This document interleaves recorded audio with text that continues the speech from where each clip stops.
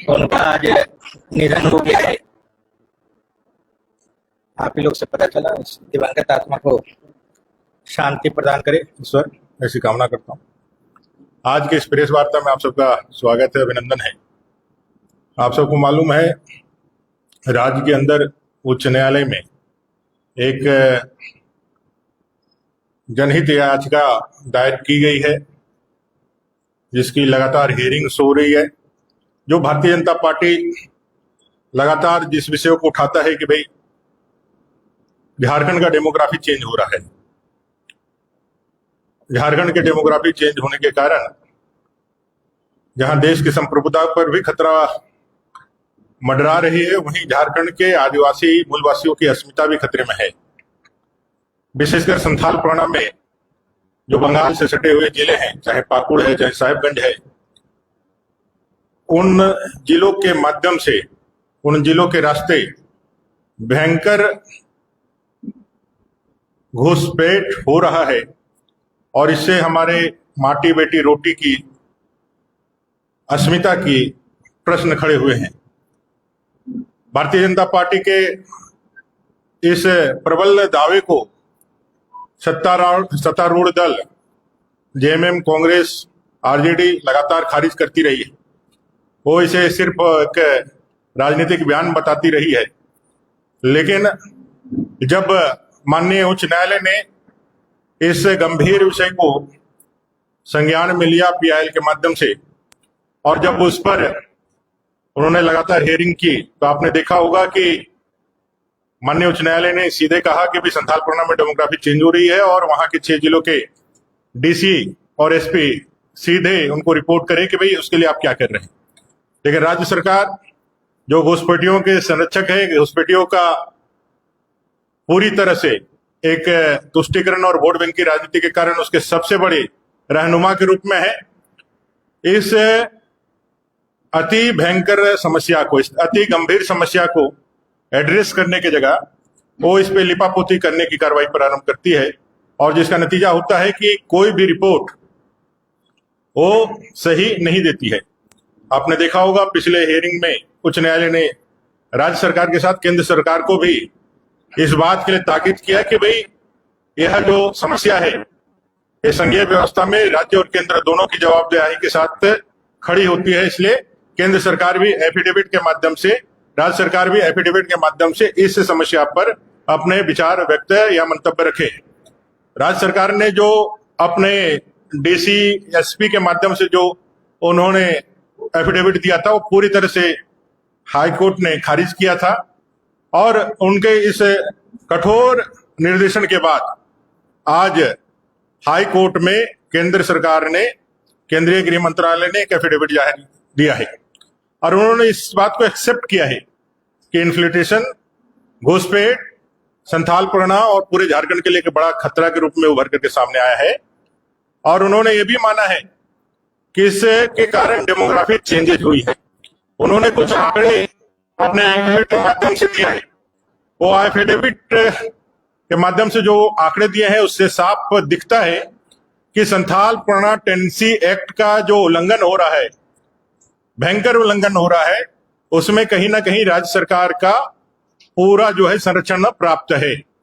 किस तरह से पाकुड़ के रास्ते, साहिबगंज के रास्ते, मदरसों के माध्यम से, जो इलीगल मदरसे बड़े पैमाने पे एसपीटी की जमीन पे पड़े हैं, उस मदरसों के माध्यम से आधार कार्ड जैसे डॉक्यूमेंट बना करके वो झारखंड के अंदर अपना बसवास कर रहे हैं, और झारखंड के संसाधनों का सोशियो इको सिस्टम जो है वो पूरा उसको डैमेज कर रहे हैं, डेमोग्राफी का चेंज कर रहे हैं। के माध्यम से जमीनों को खरीदा भी किया जा रहा है, मुसलमान उस पर बैठ रहे हैं, उसको जाके आगे कर रहे हैं। गृह मंत्रालय ने आधार को, माननीय उच्च न्यायालय ने आधार को भी, आधार है उसको भी कहा था कि भी आप भी अपना एफिडेविट दी।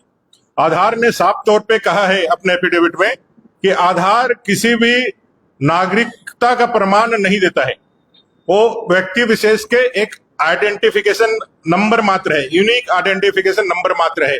किसी के पास आधार बन जाने से, बना लेने से वो भारत का नागरिक नहीं हो सकता है। यह आधार ने और गृह मंत्रालय ने स्पष्ट रूप से कहा है। उन्होंने जो आंकड़े आज एफिडेविट के माध्यम से कहे हैं, वो पहले भी हम लोगों ने आप लोगों के माध्यम से जनता को बताया है। वो उल्लेखनीय विषय है जो मैं आपको थोड़ा सा उसको डिटेल में बताना चाहता हूं। उनके आंकड़ों के हिसाब से 1951 में 23,22,092 यह कुल आबादी थी संथाल परगना की। 23,22,092 कुल आबादी थी संथाल परगना में जनसंख्या की, जिसमें हिंदू थे 20,98,492। कुल आबादी का 90.37%, कुल आबादी का 90.37%। वहीं 1951 में जो मुस्लिम आबादी थी वो थी 2,19,240, 2,19,240। कुल आबादी का 9.43%। वहीं आदिवासियों की आबादी थी उस संथाल परगना में 10,37,167, 10,37,167। कुल आबादी का 44.67%। जो 2011 लास्ट जो सेंसस हुआ था उसके हिसाब से संथाल परगना की कुल आबादी 69,69,69,097 एक कुल जनसंख्या आबादी संथाल परगना की, जहां हिंदुओं की आबादी 47,35,723, 47,35,723, 67.95%। 1951 में हिंदुओं की आबादी संथाल परगना में 90.37% था। वही 2011 के सेंसस में हिंदुओं की आबादी संथाल परगना में 67.95% हो गया। वहीं मुस्लिमों की आबादी 15,84,285, 15,84,285 कुल परसेंटेज में कुल आबादी का 22.73%। जहां 1951 में मुस्लिम की आबादी 9.43% थी, वो बढ़ करके 2011 के सेंसस में 22.73% हो गई। वहीं ट्राइबल्स की आबादी 2011 के सेंसस के हिसाब से 19,59,133, 19,59,133 कुल आबादी का 28.11%। जो 1951 में 44.67% ट्राइबल्स वो घट करके हो जाते हैं 2011 के सेंसस के हिसाब 28.11%, 11%। पूरे देश में 1951 के जनसंख्या आजादी के बाद हिंदुओं का जो जनसंख्या का गिरावट है वो अनुपातिक रूप में 2011 में पूरे देश में दर्ज किया गया है, वो है 4.28%। पूरे देश में हिंदुओं की जो आबादी घट रही है आजादी के बाद, वो 2011 के सेंसस के हिसाब से वो है 4.28%। वहीं संथाल परगना में जो हिंदुओं की आबादी घटी है उसका रेशियो है 22.42%, 22.42%। आप इस बात को समझिए कि भाई यह नैसर्गिक रूप से जनसंख्या के प्रति नहीं है, यह नेचुरल तरीके से नहीं है। इसका मेजर कारण है वो है इलीगल इमिग्रेशन। वो जो अवैध तरीके से घुसपैठिए बंगाल के रास्ते घुस करके यहाँ जो स्थापित हुए हैं, जिसका लॉन्चिंग पैड मुर्शिदाबाद होता है। कई बार हम लोगों ने इस विषय को रखा है कि मुर्शिदाबाद के रास्ते घुसते हैं और फिर मदरसों के माध्यम से पूरे राज्य के अंदर वो अपने फैलते चले जाते हैं, और इसके कारण सोशियो इकोनॉमी जो उनका जो है वो पूरा ये चीज चल रहा है। भारत की सरकार ने राज्य सरकार को कहा है, it is humbly submitted that the state government of Jharkhand is duty bound and fully empowered to tackle the problem related to illegal immigrants, has power to deal with such cases has been delegated to them in accordance with the provisions of the Constitution.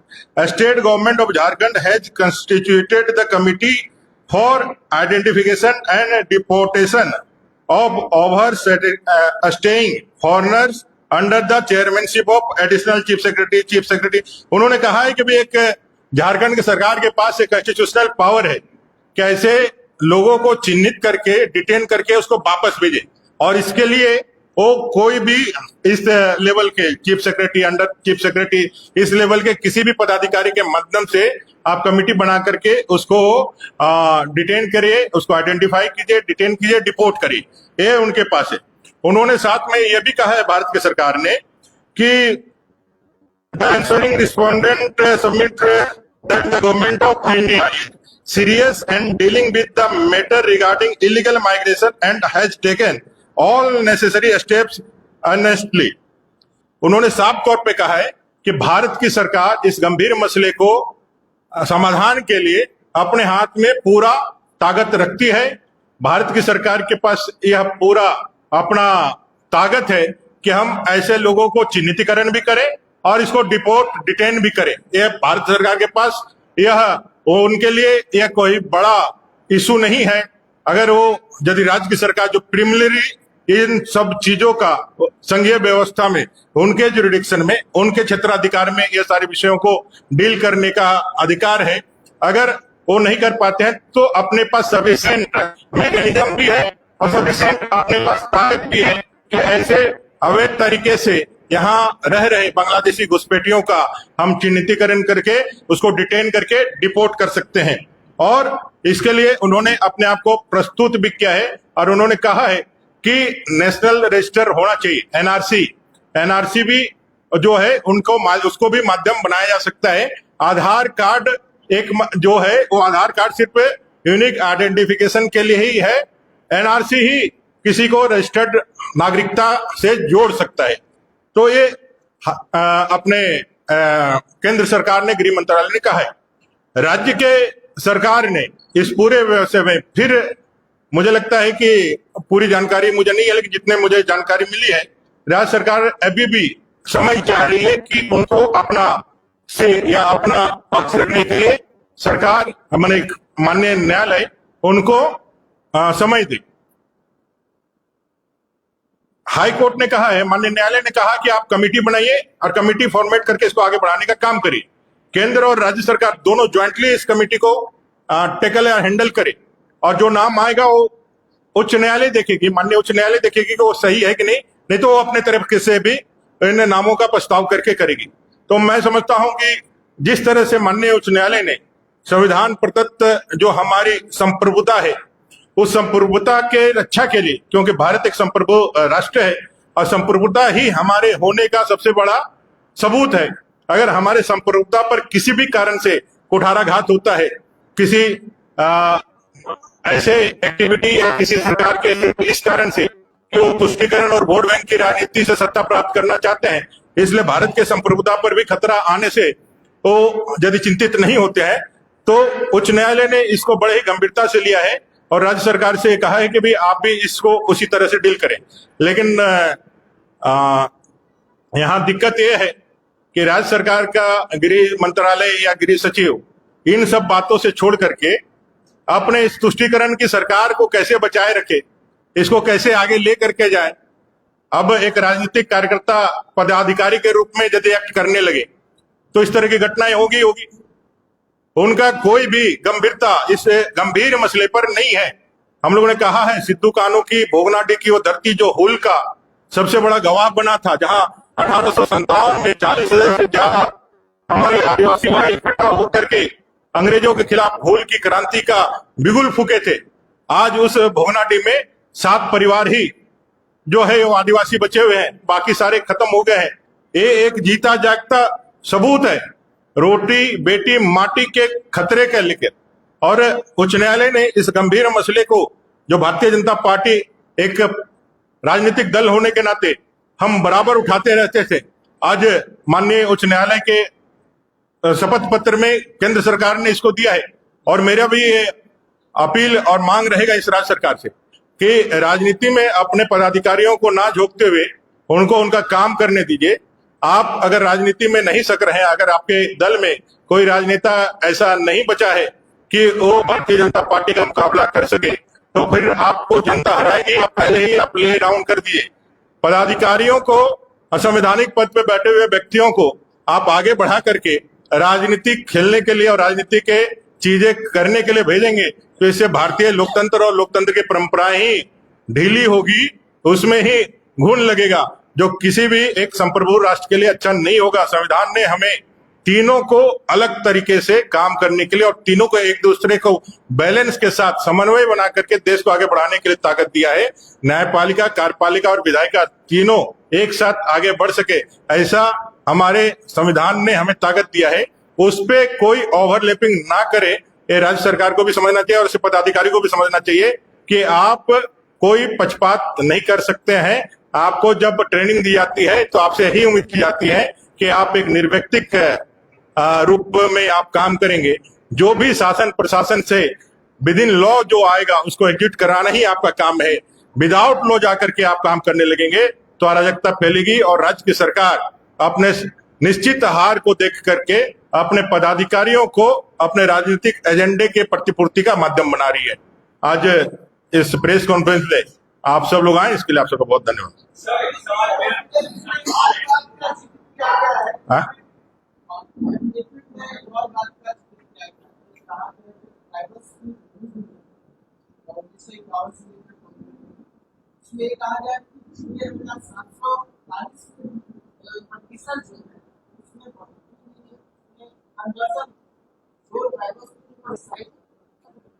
देखिए, सारे विषयों के लिए ही हम लोगों ने कहा है कि भाई आप एक राज्य के होने की भूमिका में निभाइए। एक मूल कारण है उस पूरे संथालपना में जेएसपीटी के रहते हुए भी आज आदिवासी आबादी का घटाव हुआ है और आदिवासी आबादी का घटाव के कारण आज पूरा संथालपना का डेमोग्राफी बदल गया है। ये मूल कारण है और इसका मूल कारण का मूल्य ये है, देखिए कोई भी धर्म मानने का हमें संविधान का अधिकार है। हम कोई भी, संविधान हमें मौलिक अधिकार के रूप में देता है कि हम कोई भी धर्म या उपासना हम स्वीकार कर सकते हैं। लेकिन अगर मेरे इस संप्रभु राष्ट्र के अंदर कोई बाहरी विदेशी आकर के बैठ करके हमारे संसाधनों का उपभोग करता है, हमारे अवसरों को लूटता है, तो कंसर्निंग उनके लिए है। अगर माइग्रेशन इमिग्रेशन के लिए, इलीगल इमिग्रेशन के कारण हमारा डेमोग्राफी चेंज हो रहा है, तो वो हमारे लिए ज्यादा हमारे लिए कंसर्निंग है एक राज्य के रूप में।